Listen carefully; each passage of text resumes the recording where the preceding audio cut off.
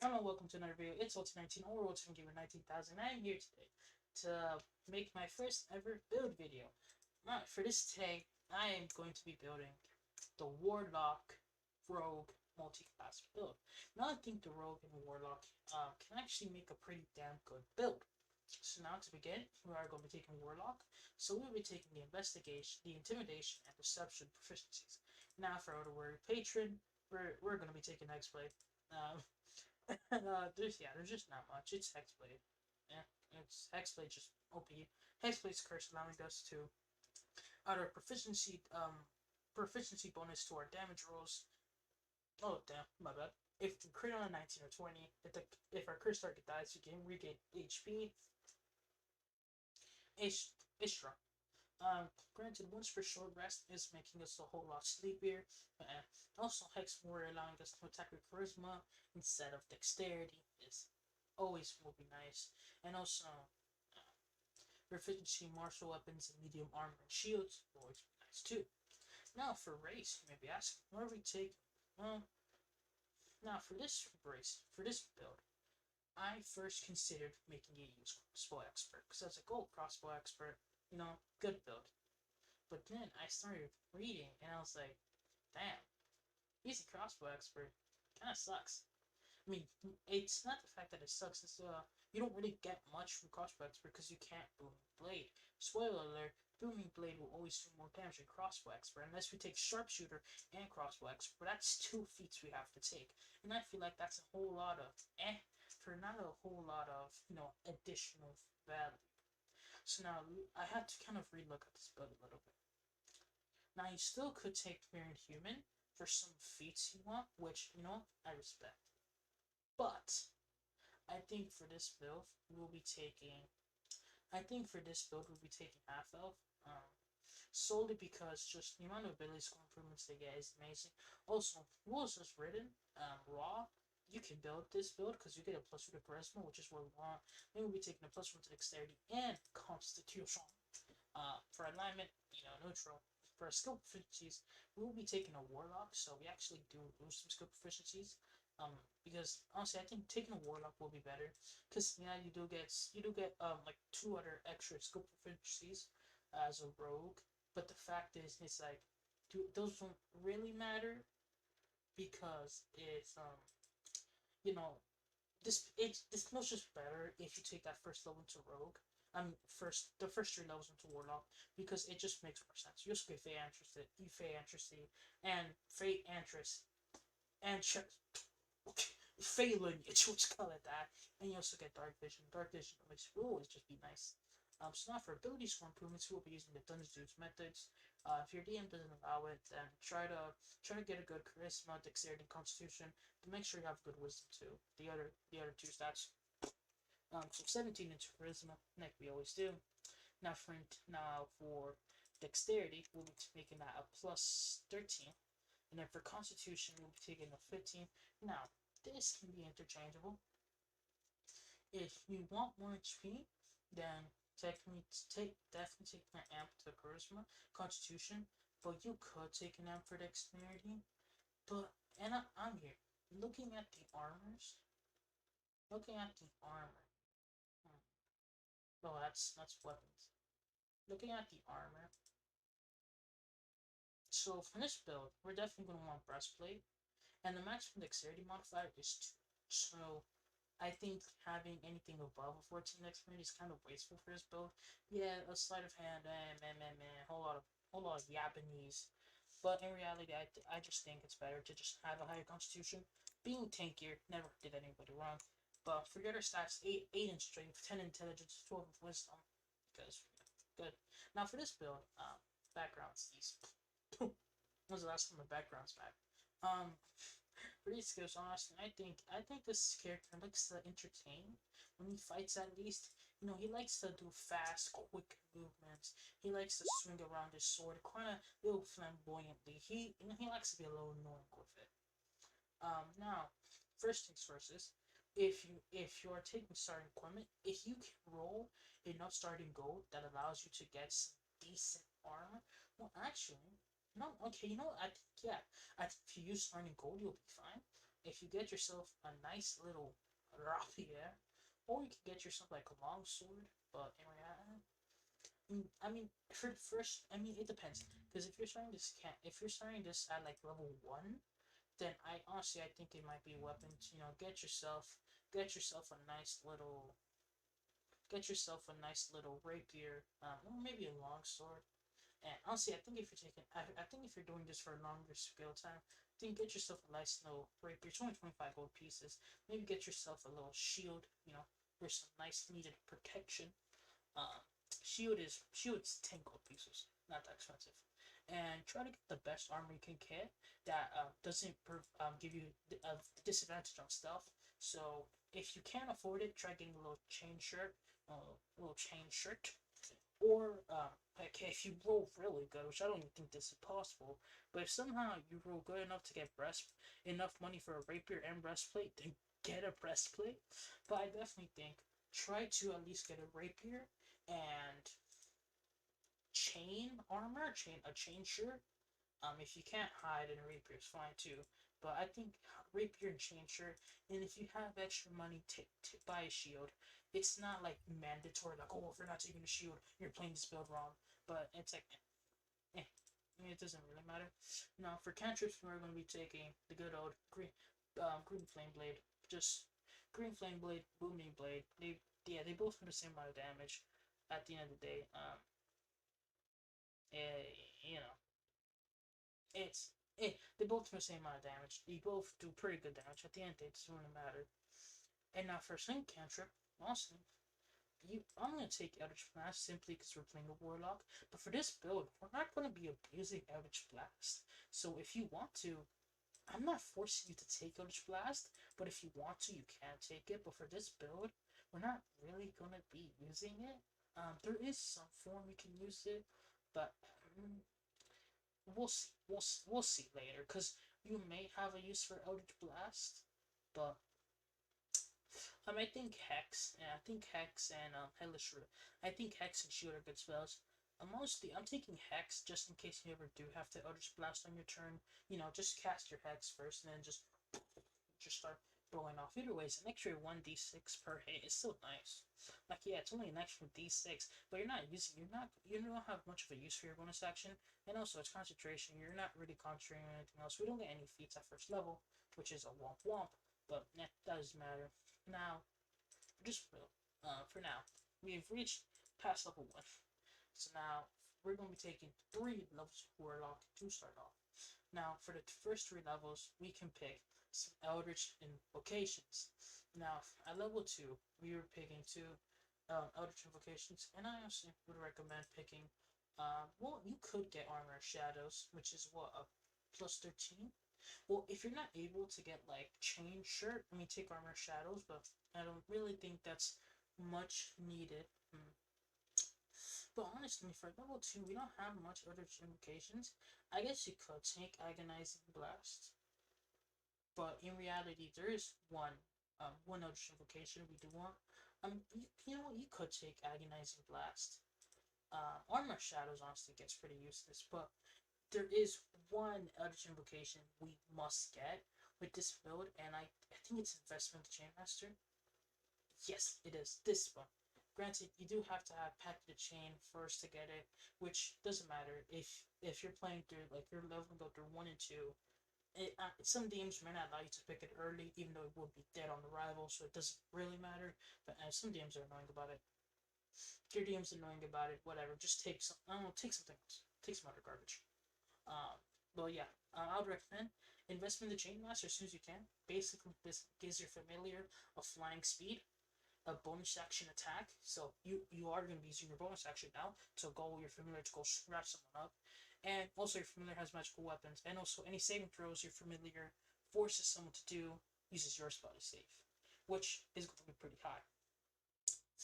So now for our things, we will be taking Pact of the Chain. Now, people may see me as weird for this, but I personally don't see why. If we're being honest, taking Pact of the Blade doesn't give us anything I like yearn for. When picking Pact of the Chain gives us free sneak attack on all of our attack. Because yes, this is the main part of the build I want to say. As a chain as a hex buckler, which yeah, hex buckler that sounds terrible, but whatever, we'll roll for it. Your best turn would be sending your imp to go out, go in front of the enemy, like maybe fly a little bit above it so it's still engaged in melee combat. Scratch it up, then you go in, booming blade sneak attack because you have advantage. Use your swashbuckler rogue abilities, excuse me, and then get the hell out of there. And then continually just repeat the cycle. And if your enemy tries to move to grab you, you're gonna have to deal with your pact to the chain, with your familiar absolutely getting a free hit. So no matter what, they're kind of screwed. And also, agonize. And at the end of the day, it's pretty strong. Also, agonizing blast is nice because I guess in the niche times you have to use it. It's might as well to good habit. But yeah, overall, Investment the Chainmaster is really strong with rogues. And overall, I think getting Pact to the Blade on a build that's only taking what a Warlock for 3, maybe 4 levels, it makes no sense to get Pact to the Blade, in my personal opinion. Now we do get second level spells. Um, no, take whatever. A hold person's nice. Invisibility's nice. Yeah, hold person invisibility. Two good, really strong utility spells. Now we'll be taking rogues. Now you may be asking, oh, we are getting our first ESI at level 7, which can be done earlier if you want to take another warlock level. But overall, I just think it's such a yeah, like this build doesn't need feats. Yes, 19 charisma is bad, but I've seen campaigns where they like I think they finally get a 20 at like level 16 or something crazy high like that, and they're known as like the strongest member of the party. So not having a 20 won't hurt you at all. Also, as soon as you can, buy a magical rapier, or if that's really such a big issue for you. Yeah, we'll be picking the Swashbuckler Rogue. And now, as we do get one extra skill proficiency as a rogue, so honestly, I think we'll just take Sleight of Hand because it's a good one. We do get proficiency in Thieves' Tools. We get Thieves' Can, which sucks, but Sneak Attack is our main thing. This is, nice. We do get some expertise we can dabble in. So honestly, I think in Deception, for this build. Having a high deception and persuasion for this build is absolutely lethal. And also, we're not going to be really relying on stealth with this build because we're going to be generating that free advantage, that free sneak attack with our imp going absolutely ham, and yeah, doing its thing.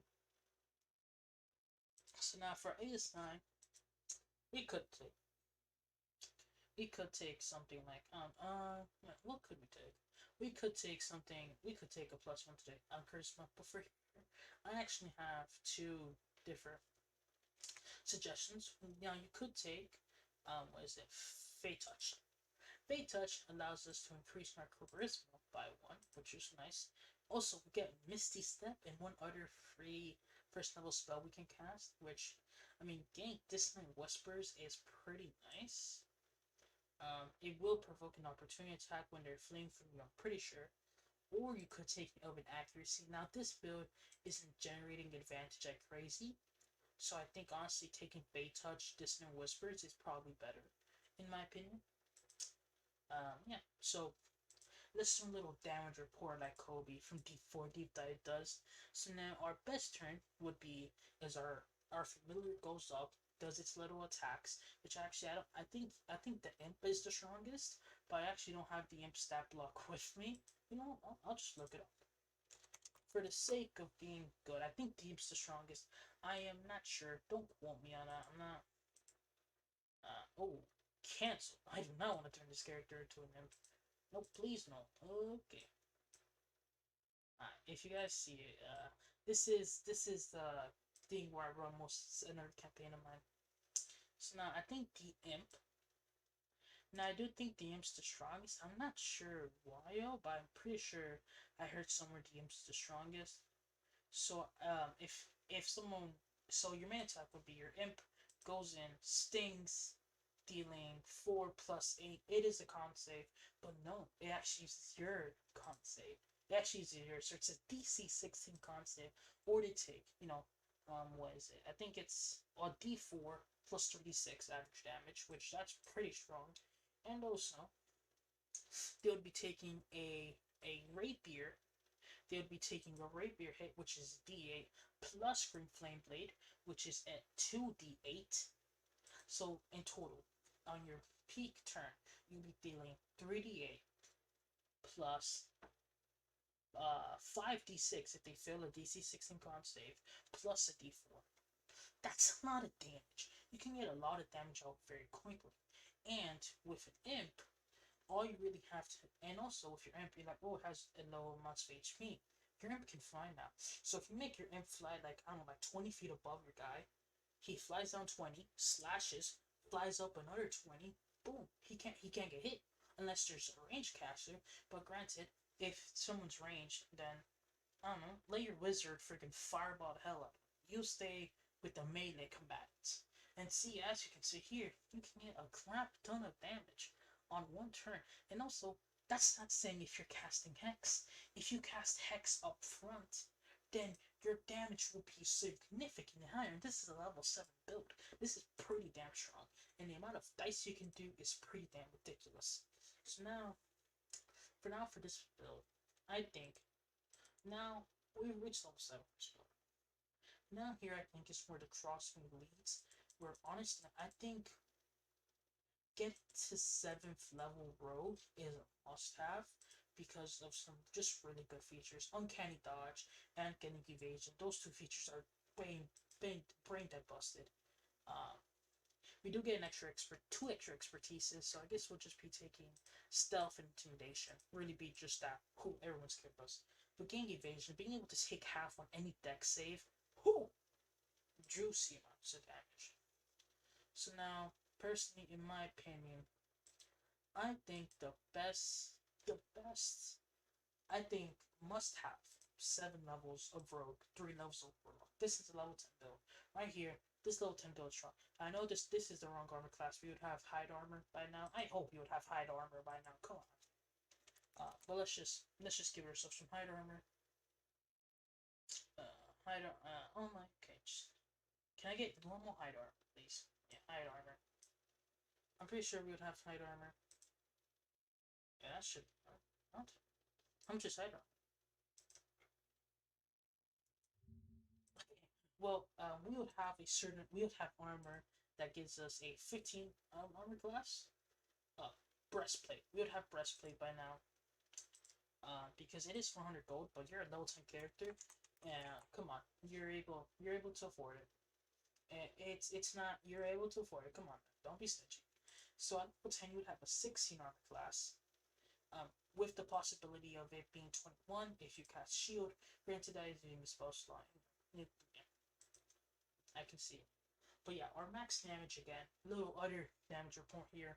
Again, our damage doesn't change very much, but we do add an extra 2d6 thanks to sneak attack being an absolute unit. Now, finally, honestly, I think take this build wherever else you would like. I think at level 12, I think at level 11 probably take an extra level of warlock, and then at level 12 take an extra level of rogue. Because in reality, you know, you get 2 feats. So right here, as you can see, we get 2 nice feats. So in reality, I think take whatever you want for these feats. Now, I did have a little thought in my mind that if we take Meta Magic Adept, I don't know, can you cast 2 cantrips in a turn? I don't know if you can, but I do think to side damage. If you take this is so dumb, but if you take Quicken spell and I don't know whatever other spell you want, I guess Twin for the sake of Twin's good. You can actually cast Booming Blade and then Quicken, and then in theory you could Quicken Eldritch Blast. So this is pretty dumb. But in theory, you could Quicken Eldritch Blast, so you'd be able to Booming Blade with Sneak Attack. Because just because your imp's not attacking doesn't mean he's not there. He'd still be there.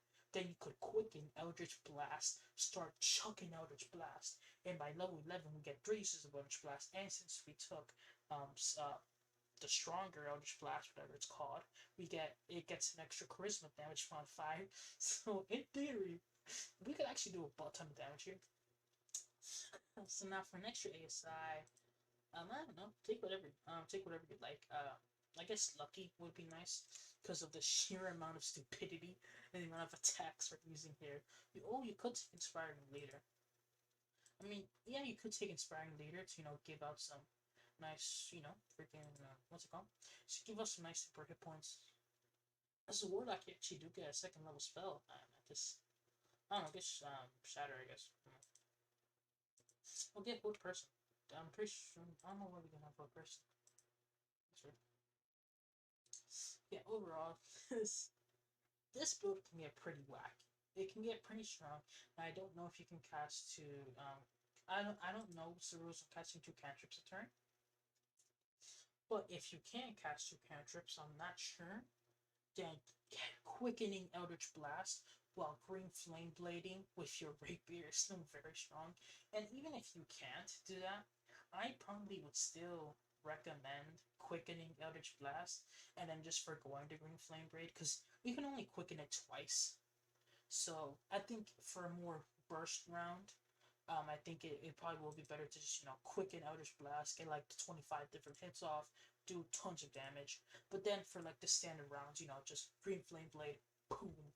But overall, this build, it's pretty damn good. It can do so much damage. Its damage ceiling is amazingly high.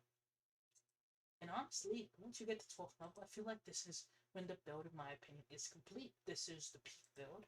I think this is when the build really flourishes.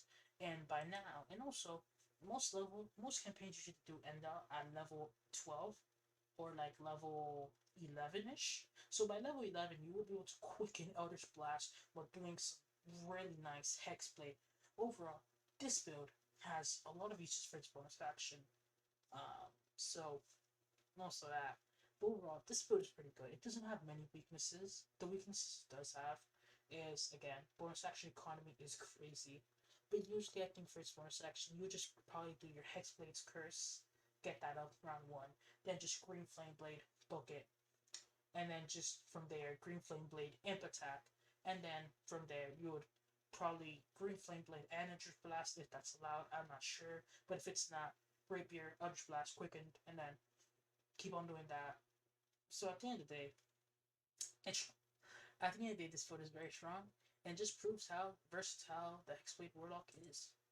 And if you do go level 5 Hexblade Warlock, you do gain an additional Eldritch Invocation, which can be nice. I don't know, maybe you want Beast Speech. Who knows? I don't know. But overall, if I had to give a quick guide, I'll probably just recommend taking more levels of Rogue to quicken to get more sneak attack damage. Or maybe take some levels of sorcerer if you want. I don't know why, but you could. Or honestly, if you do want to multi-class more, paladin levels never hurt anyone except for your enemies. Being able to smite is gonna add so much extra damage to this build.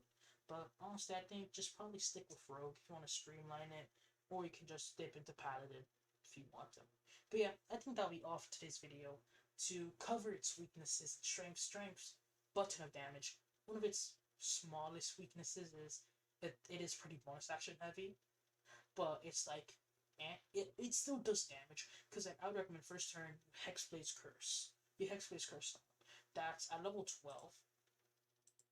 What's your proficiency bonus at level 12? That's an extra 4 damage. You Hexblade's Curse, pack it up, snap him with your Green Flame Blade Rapier, that's an extra 4 damage, and then Quicken Eldritch Blast, that's an extra, because you can do 3 Eldritch Blasts at that point, that's an extra 12 plus the beast. Oh my, this board is disgusting. This board is pretty damn disgusting. Overall, yeah, I would recommend this build. It goes online as soon as level 6, and I feel like it is complete at level 12. So those are pretty good levels for a build to go online and to complete itself. So yeah, but again, this is just my opinions. If you do disagree, make sure to leave it down below. And if you agree, make sure to leave it down below too. If you've used this build before, and enjoyed it. Comment down some of your suggestions or things you can think they can make this build better. Overall, I think this is a solid 9.5. Well, honestly, no, this is a 10 out of 10 build. Overall, it's good for social interactions because you have expertise in rogue and have persuasion, deception, intimidation, all good. This is a 10 out of 10 for if you don't know what to play in D&D and you want to play a strong character that's good in every scenario of the game. A Hexblade Swashbuckler Rogue is unironically probably one of your best choices. But again, this is all my opinion. But if you guys did enjoy this video, make sure to like, comment, subscribe, and yeah, OC19 signing out. Peace.